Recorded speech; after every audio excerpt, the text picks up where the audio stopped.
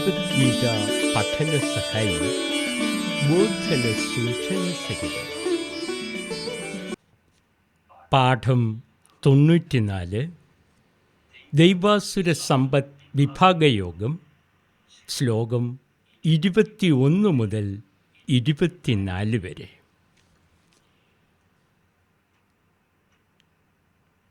നരക പതനമാർഗങ്ങൾ തുറന്നു കാട്ടിയ ഭഗവാൻ പതനം ഒഴിവാക്കാൻ, ജീവിതം പക്വമാക്കാൻ, പരമാത്മപ്രാപ്തി ലക്ഷ്യമാക്കിയുള്ള കേന്ദ്രീകൃത ശാസ്ത്രീയ സമീപനം സ്വീകരിക്കാൻ ഉപദേശിക്കുന്നു. ഭഗവാൻ പറഞ്ഞു, കാമം, ക്രോധം, ലോഭം ഇവയാണ് ആത്മാവില്ലെന്ന് തോന്നുവാനിടയാക്കുന്ന നരകത്തിലേക്കുള്ള 3 വാതിലുകൾ. അതിനാൽ ഇവ 3 ത്യജിക്കുക. തമോ ലോകത്തിൻ്റെ, നരകത്തിൻ്റെ ദ്വാരങ്ങളായ കാമക്രോധ ലോഭത്രയത്തിൽ നിന്ന് വിമുക്തനായ നരൻ ആത്മശ്രേയോമാർഗത്തിൽ ചരിക്കാൻ തുടങ്ങും. അതുകൊണ്ട് പരമഗതി പ്രാപിക്കുകയും ചെയ്യും. പതന കാരണവും പരിഹാരവും എത്ര ലളിതമായാണ് ഗുരുവരുളിയത്. ധർമ്മസ്വരൂപത്തിൽ ഉപയോഗിച്ച വിഷയസുഖമെന്ന സ്ഥൂലമായ അർത്ഥത്തിലല്ല ഗീതയിലേറെയും കാമമെന്ന പദം ഉപയോഗിക്കുന്നത്. എല്ലാ ദേഹജന്യ ഇന്ദ്രിയ മോഹങ്ങളെയും ഉൾപ്പെടുത്തി സൂക്ഷ്മമായാണ് അതിൻ്റെ പ്രയോഗം. ലോകാധിപതിയാകുന്നത് വരെ അതിലൂടെ ലഭ്യമാകുന്ന ഭോഗങ്ങൾ മറ്റാർക്കും പങ്കുവയ്ക്കാതെ കൽപ്പാന്തകാലം വരെ അനുഭവിക്കാനിടയാകുന്നത് വരെ ഈ കാമമോഹം നീണ്ടുപോകും. സ്വാഭാവികമായും അത് സാധിക്കാതെ വരും. അപ്പോൾ വിഘ്നകാരികളായി എത്തുന്നവരോടെല്ലാം ക്രോധം വരും. ക്രോധം സ്വന്തം പരിമിതികൾ സ്വയം ബോധിക്കുവാനുള്ള കഴിവിനെ വീണ്ടും ഇല്ലാതാക്കും. എല്ലാവരെയും ശത്രുക്കളാക്കുകയും കിട്ടുന്നതിലൊന്നും സംതൃപ്തനാകുകയും ചെയ്യാത്തവൻ ലോഭി. ഭൂമിയെ നരകമാക്കി മാറ്റുകയും മറ്റുള്ളവരെ വീഴ്ത്തി രസിക്കുകയും സ്വയം അതിൽ വീണു നശിക്കുകയും ചെയ്യും. ഈ 3-ൽ ക്രോധലോഭങ്ങൾക്ക് കാരണം കാമവും കാമത്തിൻ്റെ അടിസ്ഥാനം സ്വാർത്ഥതയുമാണെന്ന് ഭഗവാൻ നമ്മെ പഠിപ്പിച്ചിരുന്നു.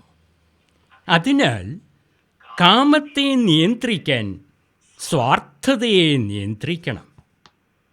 സ്വാർത്ഥതയെ നിയന്ത്രിക്കുമ്പോൾ ആസുരപ്രകൃതി നിർമ്മലമായി ദൈവിക പ്രകൃതിയോടടുക്കുകയും ആത്മബോധം തെളിയുകയും ചെയ്യുമെന്ന് ഭഗവാൻ പറഞ്ഞതേയുള്ളൂ. സാധാരണ ദേഹബുദ്ധികൾക്ക് സ്വാർത്ഥ നിയന്ത്രണം പ്രയാസകരമാണ്. എന്നാൽ അർത്ഥകാമങ്ങളെ ഒരു നിയമ വ്യവസ്ഥയ്ക്ക് വിധേയമാക്കി സാമദാന ഭേദദണ്ഡോപാധികളിലൂടെ പ്രജകളെ ധർമ്മത്തിൽ സുസ്ഥിരരാക്കാൻ കഴിയുന്ന ധർമ്മരാജ്യ വ്യവസ്ഥയിൽ അത് സാധ്യമാവുകയും ചെയ്യും. അതോടെ ജനങ്ങൾക്ക് സ്വാർത്ഥ നിയന്ത്രണം സ്വഭാവമാകുകയും ആത്മബോധം തെളിയാൻ ഭൗതിക സാഹചര്യം അനുകൂലമാവുകയും ചെയ്യും. മഹാബലിയിലൂടെ ഭഗവാൻ വാമനൻ ഇതാണ് സാധിച്ചത്. ഭാരതത്തിൽ മാത്രമല്ല, വിശ്വമാകെ എന്നെന്നും ഈ സാഹചര്യം നിലനിന്ന് കാണാൻ അർജുനനെ നിമിത്തമാക്കി ഭഗവാൻ ഗുരു ഗീതാബോധനം ചെയ്തു വെച്ചു. പഠിതാക്കളായ നമുക്ക് ആ കാരുണ്യത്തെ സ്തുതിക്കാം.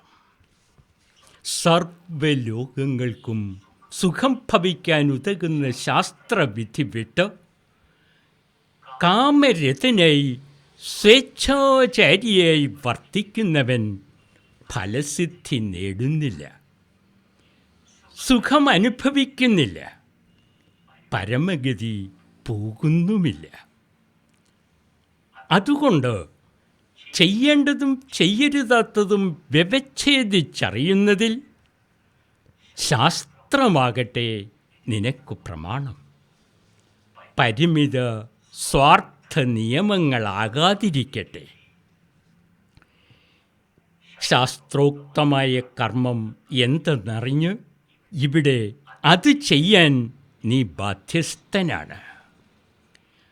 ബ്രഹ്മകേന്ദ്രീകൃതമായി ഭൗമ ഏക ലോകങ്ങളെ ശാസ്ത്രീയമായി ക്രമീകരിക്കുന്ന വിദ്യ, ഷഡ് ദർശനങ്ങളെയും ചേരുംപടി ചേർക്കുന്ന വിദ്യ പുരുഷോത്തമ യോഗത്തിൽ ഭഗവാൻ ഉപദേശിക്കുകയും അതിനെ ഗുഹ്യശാസ്ത്രവിദ്യയായി വിശേഷിപ്പിക്കുകയും ചെയ്തിരുന്നു.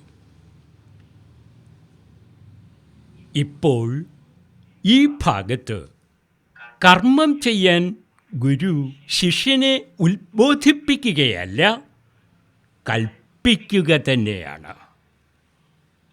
ഇത് പാർത്ഥസാരഥിയുടെ 12ാമത് ശ്രമമാണ്. ഈ പാഠത്തോടെ പാഠം 91 തുടങ്ങിയ ദൈവാസുര സമ്പത്ത് വിഭാഗയോഗമെന്ന 16ാം അധ്യായം പൂർണ്ണമാവുകയാണ്. അത് പൂർത്തീകരിക്കുന്നതിന് മുൻപ് ഗീതാ പഠനത്തിൽ സ്വയം സമർപ്പിതരായ നമുക്ക് ഈ പാഠഭാഗങ്ങളിൽ വന്ന പ്രധാന ശ്ലോകങ്ങളും അവയുടെ പ്രാധാന്യവും ഗുരുബ്രഹ്മം അരുളിയവണ്ണം ഒന്നുകൂടി ഓർത്തെടുക്കാം.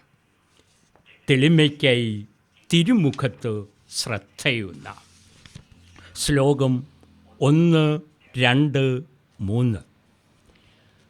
ഭഗവാൻ തൻ്റെ സങ്കല്പത്തിലുള്ള ഉത്തമ മനുഷ്യനുണ്ടാകേണ്ടതായ 26 വ്യക്തിവൈശിഷ്ട്യങ്ങൾ ദൈവിക പ്രകൃതി എണ്ണിപ്പറയുന്നു.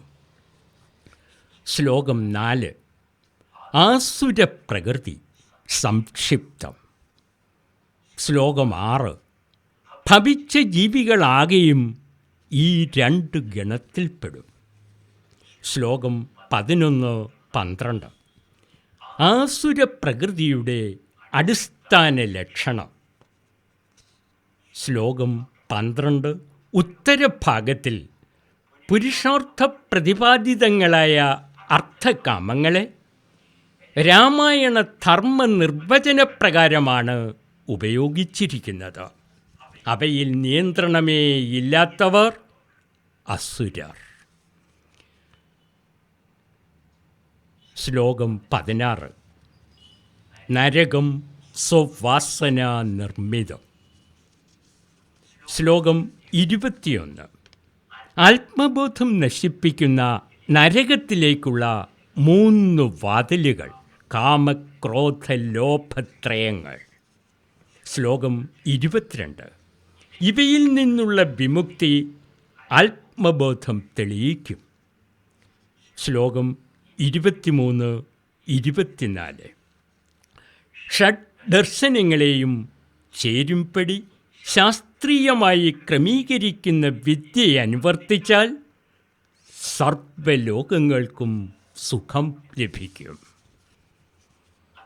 അതിൻ്റെ വ്യക്തിപരമായ ഗുണത്തെപ്പറ്റി മുൻ അധ്യായത്തിൽ പറഞ്ഞിരുന്നു. തെളിമയാർന്ന ബുദ്ധി, കൃതകൃത്യത. അത് ബോധിച്ച് കർമ്മനിരതനാവാൻ 12ാം തവണ ഭഗവാൻ വിജയനെ ഉത്ബോധിപ്പിക്കുകയല്ല, കൽപ്പിക്കുക തന്നെ ചെയ്യുന്നു. 24 ശ്ലോകങ്ങളിൽ നിന്നും തിരഞ്ഞെടുത്ത ഈ 12 ശ്ലോകങ്ങൾ അവിടുത്തെ തിരുസമക്ഷം സമർപ്പിച്ചുകൊള്ളട്ടെ. ഗുരു, കാരുണ്യപൂർവം അവിടുന്ന് ഞങ്ങൾക്ക് പകർന്നു നൽകിയ പാഠാമുഖങ്ങൾ ചേർത്തുവെച്ച് അധ്യായസംഗ്രഹം ബോധിക്കുകയുമാകാം. 108 പാഠങ്ങളിലൂടെ പൂർണ്ണമാകുന്ന ഭഗവത്ഗീത പഠനസഹായി ബോധന സൂചന സഹിതം എന്ന പുസ്തകത്തിൻ്റെ 94-ാം പാഠം ഇവിടെ പൂർത്തിയാകുന്നു. തുടർ പാഠങ്ങൾക്കായി നമുക്ക് വീണ്ടും ഒത്തുചേരാം.